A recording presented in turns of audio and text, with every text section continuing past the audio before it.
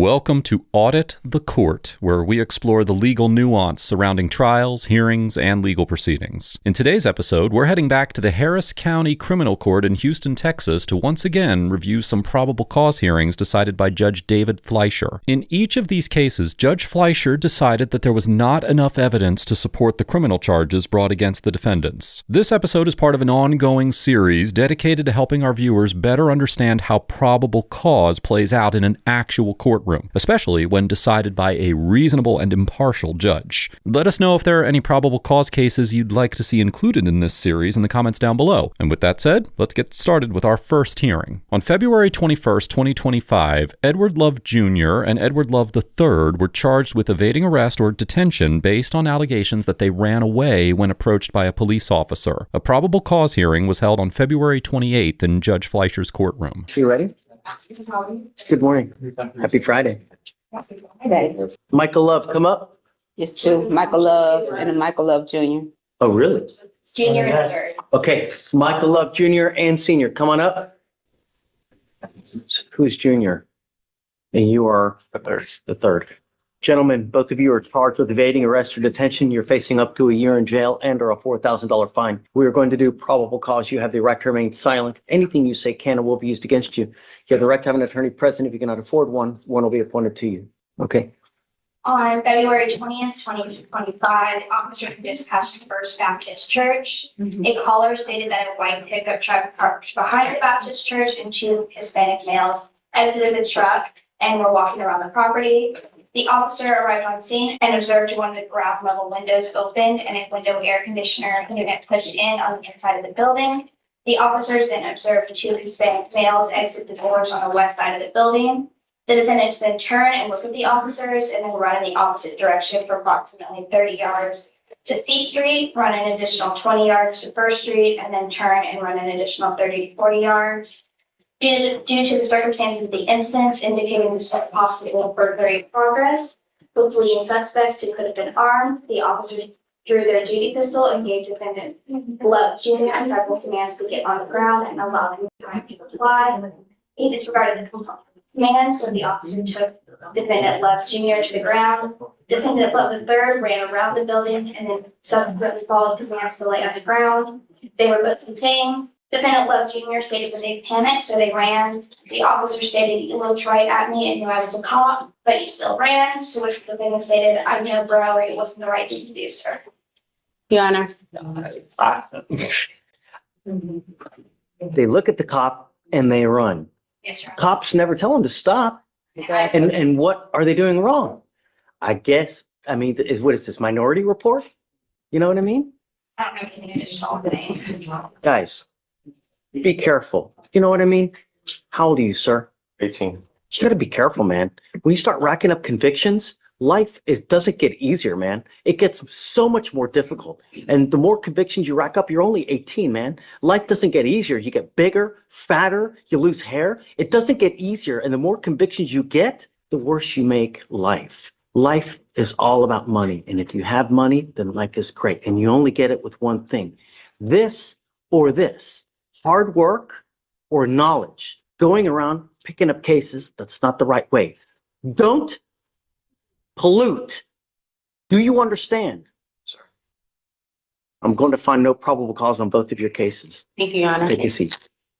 Judge Fleischer determines that there is no probable cause to support the charges against the Loves for evading arrest or detention under Section 38.04 of the Texas Penal Code, which makes it an offense to intentionally flee from a peace officer who is lawfully attempting to arrest or detain an individual. The statute requires that the person know that the pursuer is a police officer who is actively attempting to detain them, typically communicated through a clear directive to stop or otherwise submit to authority. Now, because neither Mr. Love Jr. nor Mr. Love III was ordered to stop by the officer, this essential element of intentional flight from a lawful detention was never triggered, and the statute would not apply in the absence of a communicated attempt to detain. Accordingly, the state dismissed the charges on the same day. Before we continue the interaction, I want to give a big thanks to today's sponsor, Free Cash. If you're anything like me, you've probably seen 1,000 make money online claims and tuned them all out. So when I tried Free Cash, I treated it like an experiment. Does this actually pay pay? And is it a pain to use? FreeCash is a website where you earn real money for doing simple online tasks like answering surveys, trying out apps, or playing games. For every task you complete, you get coins, and those coins can be cashed out to PayPal, crypto, or gift cards once you hit the threshold. No mystery system, no points you can't use, it's just straight value that you can actually withdraw. What I like is the flexibility. You can scroll through offers and pick what fits you: games, surveys, or other promos. If you're already the type of person who's on your phone at night anyway, this lets you turn that time into a little extra cash instead of just doom scrolling. And because I'm skeptical by default, I paid attention to the trust side of it. FreeCash is sitting at about 4.8 stars on Trustpilot, with thousands of positive reviews behind it. They also make the cash out process very transparent. You can see your balance, choose how you want to withdraw, and actually watch it leave the site and hit your chosen payout method. That transparency goes a long way for me. If you want to give FreeCash a try, then use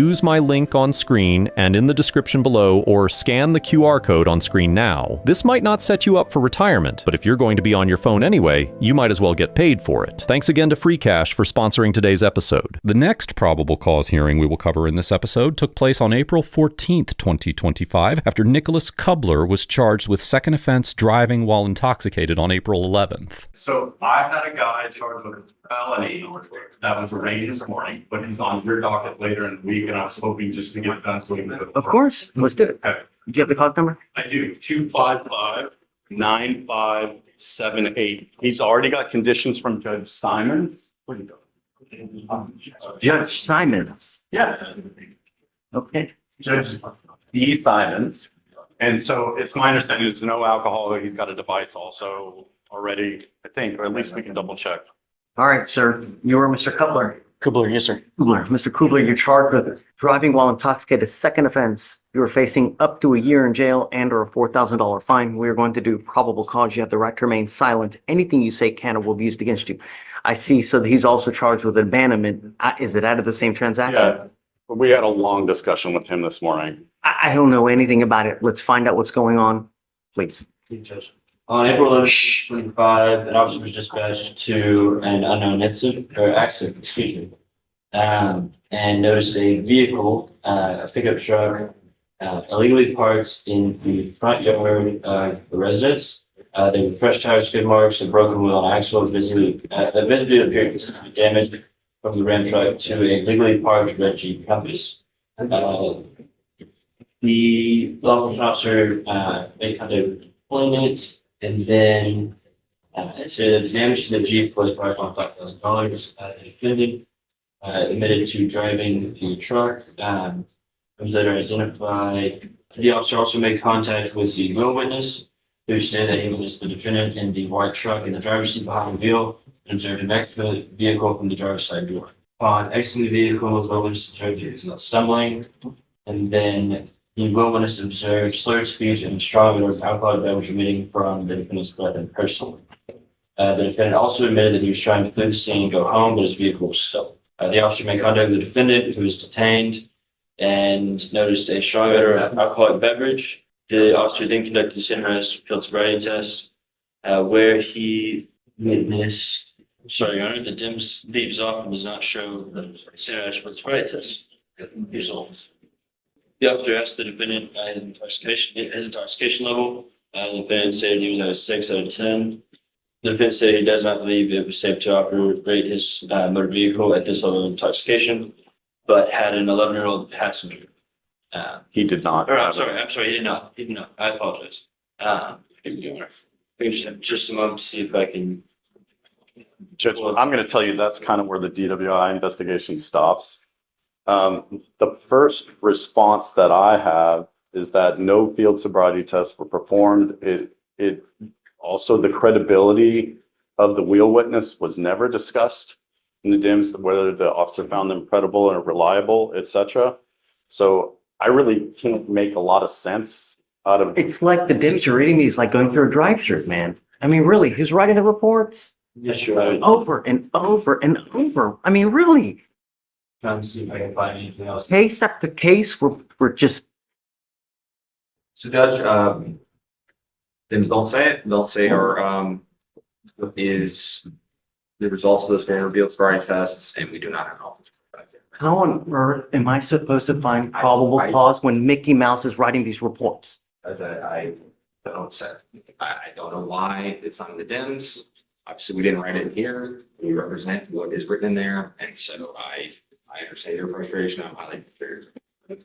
Mr. Kubler, I'm gonna find no probable cause in your case. Don't kill anyone. You know, every single day on the news, how many people die in our county because of a DWI? How many? Every single day. We lead the nation in alcohol-related collisions and fatalities because of boneheaded moves that are made day in, day out. Now, this is not to say that they may not indict this case at a later time, but be whatever, just don't kill someone, please. Take a seat, please, sir. Thank you, Judge. Thanks. Judge Fleischer enters a finding of no probable cause based on deficiencies of allegations in the so-called DIMS report. A DIMS, D-I-M-S, short for the District Attorney Intake Management System, is the report that's generated when a police officer electronically submits criminal charges for a warrantless arrest to the Harris County District Attorney's Office. According to the DIMS manual, the report includes a summary of facts that provides the details of the offense, which is then relied upon by the District Attorney's Office to show probable cause. Here, Judge Fleischer concluded that the DIMS report from the arresting officer did not include enough evidence to provide probable cause to support the charge. However, on May 23, 2025, a new complaint stemming from the same arrest was filed, charging Mr. Kubler with felony third-time driving while intoxicated after a second prior DWI conviction was identified. On May 27th, the original charge of second offense DWI was dismissed, while, as of the date of writing this episode, the felony charge remains pending. Our next probable cause hearing occurred on April 4th, 2025, after Jonathan Serna was charged on March 29th with interference with public duties. Officers executing an arrest warrant for a felony murder suspect outside Mr. Serna's home alleged that he refused their command to remain outside while they secured the area, resulting in his arrest and the criminal charge. All right, Judge, next is case 21, Serna, Jonathan. Good morning, Mr. Sarna. Sir, you're charged with interference with the duties of a public servant. You're facing up to 6 months in jail and or a $2,000 fine. We are going to do probable cause. You have the right to remain silent. Anything you say can and will be used against you, sir. Yes, sir. On March 28, 2025, an officer was in the process of serving a capital murder warrant on a suspect in Harris County, Texas. While conducting a felony stop, the defendant, who was identified by his Texas ID card, pulled up on the officer's perimeter, got out of their motor vehicle and began walking to the residence where the murder suspect was. The officer's supervisor ordered the defendant to stop and stay right there. The defendant refused and continued to ignore officers while walking towards the residence. The officer's supervisor ordered the defendant to step back multiple times and then grabbed the defendant and took him to the ground. Him? Yes, Your Honor. Was he the capital murder suspect? No, Your Honor. I live there. Stop. Oh, sorry. I believe that they were in the process of serving a warrant on someone else at the residence, and that's when they came in contact with the defendant. Okay. Ordered him to stop. He refused to stop going towards the residence. Your Honor. Did it serve the warrant? What ended up happening? Looks like after refusing commands, there was a brief struggle where he was detained. Was the murder suspect there? I'm not sure, Your Honor. It does not say. I have no further facts that show if the warrant was, if service was complete on the warrant or not, Your Honor, or completed at the time. I just believe they were in the process and believed him to be at the residence, and that's when this incident occurred. Read it again, if you don't mind. Yes, Your Honor. On March 28, 2025, the law enforcement officer and Squad 5 of the Houston Police Department's gang division served a capital murder warrant for a suspect observed inside a truck at a nearby residence. While conducting a felony stop, the defendant, who is identified by his Texas ID card, pulled up on the perimeter, got out of the vehicle, walked to the sidewalk, and began walking to the residence where the murder suspect was. The supervisor then ordered the defendant to stop and to stay right there. The defendant refused and continued ignoring officers and walking towards the residence. The supervisor ordered him to step back multiple times, but the defendant was once again ignored the officers. The law enforcement officer grabbed the defendant and made him bounce to the ground. Okay, so now, but when you first started, you said they were going to a capital murder suspect in a car. Yes, Your Honor. That's what, so I was originally reading the summary. I'm going straight from the DEMS now, Your Honor. It looks like the suspect was observed inside a truck at a nearby residence. So the suspect is not even in the residence.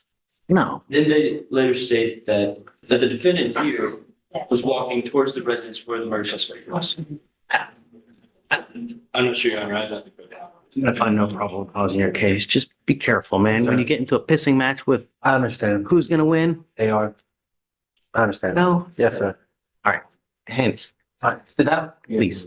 Judge Fleischer determines that there is no probable cause to support the charge of interference with public duties. Under Section 38.15 of the Texas Penal Code, an individual commits the offense of interference with public duties by interrupting, disrupting, impeding, or interfering with a peace officer performing a lawful duty. While failing to comply with a law enforcement officer's instruction pertaining to physical conduct can constitute a violation of this statute under some circumstances, the command must be lawful, and the refusal to comply with the command must actually interfere with the police officer's performance of their duties. Here, the officers were focused on a suspect outside the residence, and Mr. Serna, who was not the target of the warrant, did not threaten, obstruct, or physically interfere with their movements. Although the officers instructed him to stay outside, the evidence did not suggest that his attempt to enter his own home created a safety risk or meaningfully disrupted the arrest operation. Without evidence that his behavior actually impeded the officer's duties, Judge Fleischer concluded that his conduct did not satisfy the statutory requirements for interference. Therefore, the state dismissed the charge against him the same day that Judge Fleischer found no probable cause. Our final hearing of this episode took place on April 25th, 2025, after Joseph Ramirez was charged with DWI on April 18th.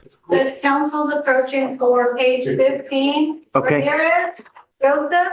Hi, Frank. How are you? You ready? Come on. All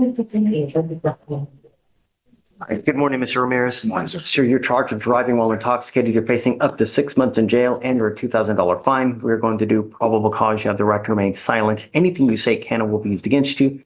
You have the right to have an attorney present. If you cannot afford one will be appointed to you, sir. Thank you, Your Honor. On April 17th, 2025, in Harris County, Texas, an officer observed a pickup truck change lanes without using a turn signal. The officer observed the vehicle change lanes twice prior to initiating the traffic stop. The officer approached and observed the defendant to be the driver and sole occupant of the vehicle. The officer noted a strong odor of alcoholic beverage emitting from the defendant. The defendant was ID'd by his Texas driver's license. The defendant stated that he did not know how to provide proof of financial responsibility. As the defendant responded to the officer's questions, the officer noted an odor of alcoholic beverage emitting from the defendant's breath. Standard field sobriety tests were conducted. A 6 out of 6 was reported on the HGN, and the defendant stated that he could not perform the walk and turn or the one-legged stand. The DIC was read, and the defendant refused to provide breath or blood voluntarily. A blood warrant was obtained and the defendant's blood was drawn. Yeah, may I respond? Please. Okay, first of all, Judge, it's not on there for some reason, but the reason he told the officer he can't do it because he had surgery to his back and to his knees. He can't do it. Secondly, there's no mention of any slurred speech, no bloodshot eyes, no swaying. I mean, I was actually thinking about that as well. All you have is an odor of alcohol. Anything, there's no accident. It's just a turn. All we have is an odor of alcohol. Is there anything else? Odor alone is insufficient. No, he was coming from a tattoo shop and the police officer asked him, is he alcohol because of the tattoo? Is he what? He just had a tattoo put on. That's the odor of alcohol. Come on, man. I'm just saying. I mean, that the officer actually asked him that question. What are they, the little alcohol that you put on your skin? You're telling me that? I don't know how it works, Judge. I've never had a tattoo. You're killing me. You're killing me, Smalls. Your Honor, the law enforcement officer does state in the DEMS that there is a distinct odor of alcoholic beverage emanating from the defendant's breath as he spoke. Okay, yeah. That's That it? all we have before he initiated the standardized post-mortem test. Okay, that's not enough. All right, I'm going to find no probable cause in your case, Mr. Mears. So, We have enough death on our streets now. $40. One button will get you a car wherever you want to go in this life. You know what I mean? Yes, sir. Use it. All right, please. Thank you. Thanks, Frank.